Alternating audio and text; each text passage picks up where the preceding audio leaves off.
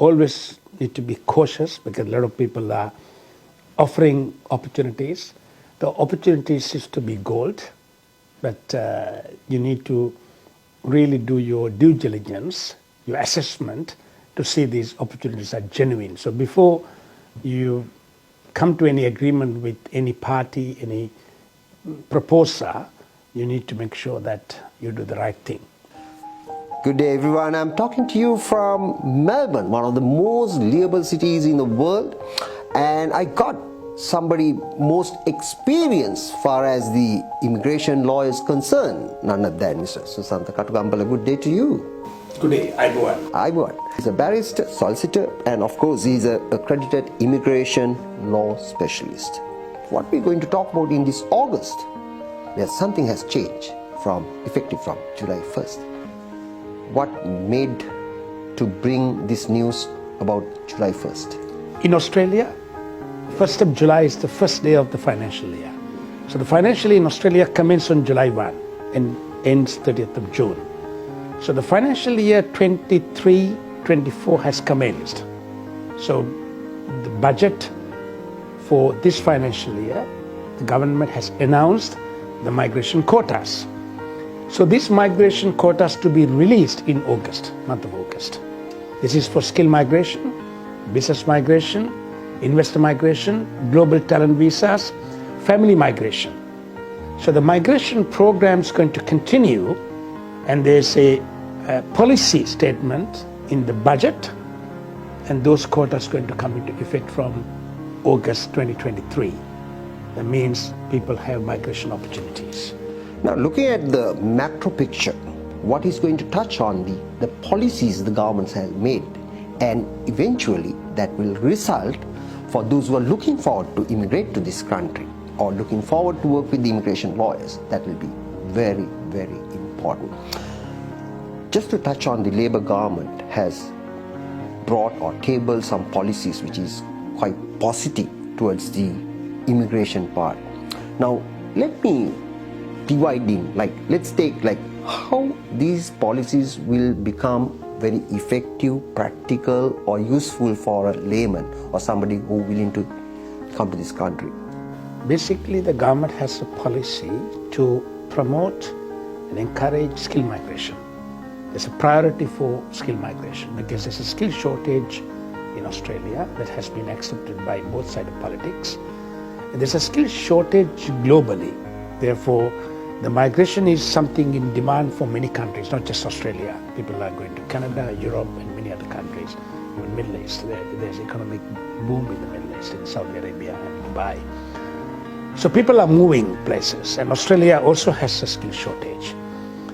Specifically, in certain sectors in Australia, especially in healthcare, aged care, nursing, and engineers, early childhood education, IT professionals, those occupations are in demand in this country.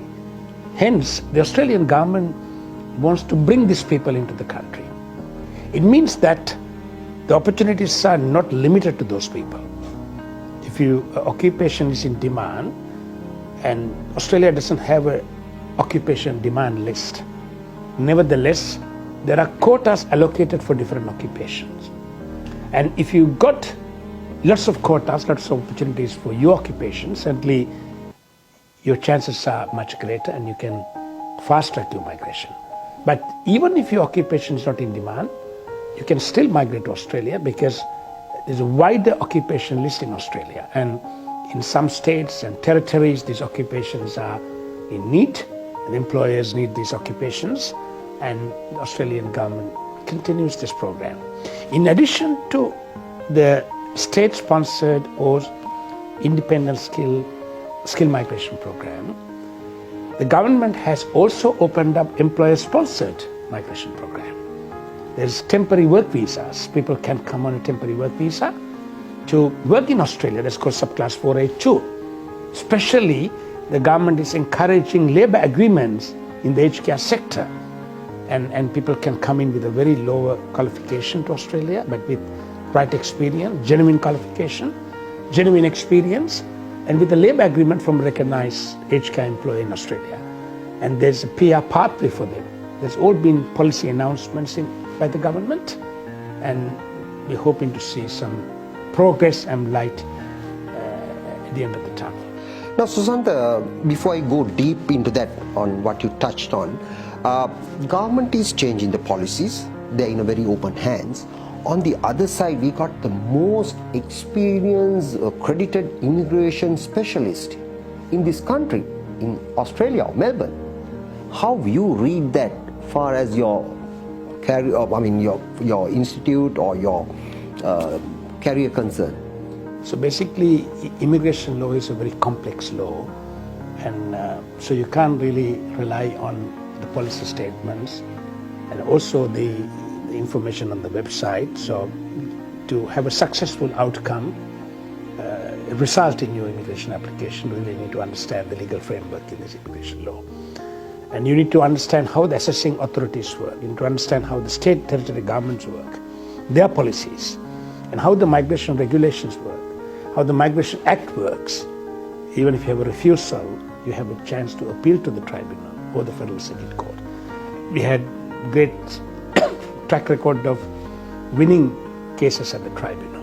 So if you understand the law, that's been an accredited specialist, we're pleased to have delivered some good outcomes to our clients. It is merely the understanding of the law and an understanding of the policies and able to negotiate with the stakeholders, including the state governments, assessing bodies, and Australian employers.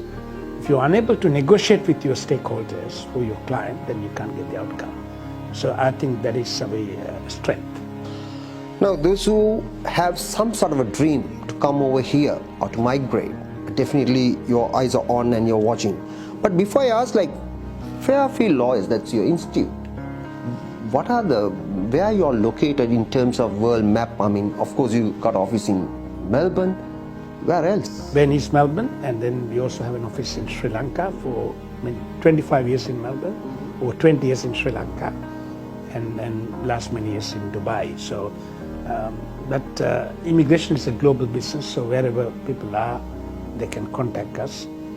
Sometimes we cannot please everyone because there's a high demand for services, and we're trying our best to service our clients and the inquiries. But if we take on your case, then we will assure you the outcome. Now coming to their profession, they are trying to manage your expectations, and meantime they are pretty much accountable for the obligations as far as the government concerned. Susantha, the hot topic is many people, they think they can come as an aged care helper or supporter, personal carer. There's a talk going on. What's exactly the spotlight on that? I think there's an opportunity for aged care occupations. The government made an announcement. However, those aged care worker or nursing assistant, there are two relevant occupations. These occupations only require AQF Certificate 3, very low level qualification, plus experience, but those occupations are not on the skill migration list. Therefore, those applicants are unable to qualify for general skill migration even with a state sponsorship independently being an aged care worker. So the only way forward is they need to have a job offer from a recognized employer who has a labour agreement with the Australian government. So the process starts from the employer. If you're able to secure a genuine job offer, yes, the aged care worker's got an opportunity. And then if you get a temporary 482 visa, work visa, then there's a PR pathway according to the government's policy announcement. But again, legal framework yet to be seen. We expected to see some good news by end of the year. There's a huge shortage in the aged care worker. And also when we speak to the Australian stakeholders, some investment bankers and the banks who invested in the aged care sector and their employers, I think they believe that the skill shortage can be only fulfilled by the migrant workers. But I think way forward there's an opportunity for you to come on a work visa as an aged care worker and then ultimately secure your permanent residence. For the benefit of the viewers, Susantha, some people who are in Sri Lanka or maybe in any other country might think how you differentiate from aged care worker and a nursing staff? Or is it a combination of both? Nursing staff can be an aged care worker, but aged care worker cannot be a nursing staff because nursing profession requires registration. There are two types of registrations. A registered nurse, RN, requires a bachelor level qualification. Then EN, enrolled nurse, requires a diploma level qualification. They need to satisfy certain English requirements, certain training requirements, qualification requirements, then they can be a nurse. There's a huge shortage in nursing staff, and if you look at Sri Lanka, we still don't have proper nursing degrees. But if that is being introduced, if you have right qualifications from wherever, Sri Lankan qualifications are well recognized in this country. However, the nursing qualifications are yet to be recognized, and we need way forward. Just to finish off our conversation, like especially in United Kingdom, they have opened the gates, they are welcoming all the nurses, those who have qualification.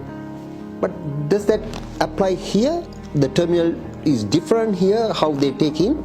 Getting the nursing registration is a challenge, and we see a lot of opportunities for migration, and even aged care, you need to have Australian qualification to be employed in Australian sector, because otherwise you're not covered by the insurance, the employees are not covered by the insurance. So therefore, certain recognized qualifications are mandatory, and nursing qualifications are mandatory, and registration is mandatory for nurses, and registration is mandatory for doctors, medical doctors. There's a huge shortage in certain areas. So there's no direct PR pathway for them. But if you want to immigrate as an accountant or IT professional or an engineer, then you don't need a registration. You can practice without the registration in Australia. So when it comes to registration, there's a lot more work, and you can't just do a simple migration application. But when there's no registration requirement, then the migration process can be rather easier, subject to you meet your qualification, work experience, English, and you have the right age. If you're watching this, if you're a nurse or you are related to sort of a personal care or aged caring back in Sri Lanka or any other country, you have to think twice to gain a professional qualification. Then your gateway is open. Then you can contact accredited immigration specialists like Susantha. So think and prepare yourself, get your qualification, and then Fairfield lawyers will be there to assist you. Thanks, Susantha, for a great informative session. And just to wind up, anything you want to tell them, those who are very eager and those who are really willing to migrate? Yeah, I think always need to be cautious, because a lot of people are offering opportunities. The opportunities is to be gold, but you need to really do your due diligence, your assessment, to see these opportunities are genuine. So before you come to any agreement with any party, any proposer, you need to make sure that you do the right thing.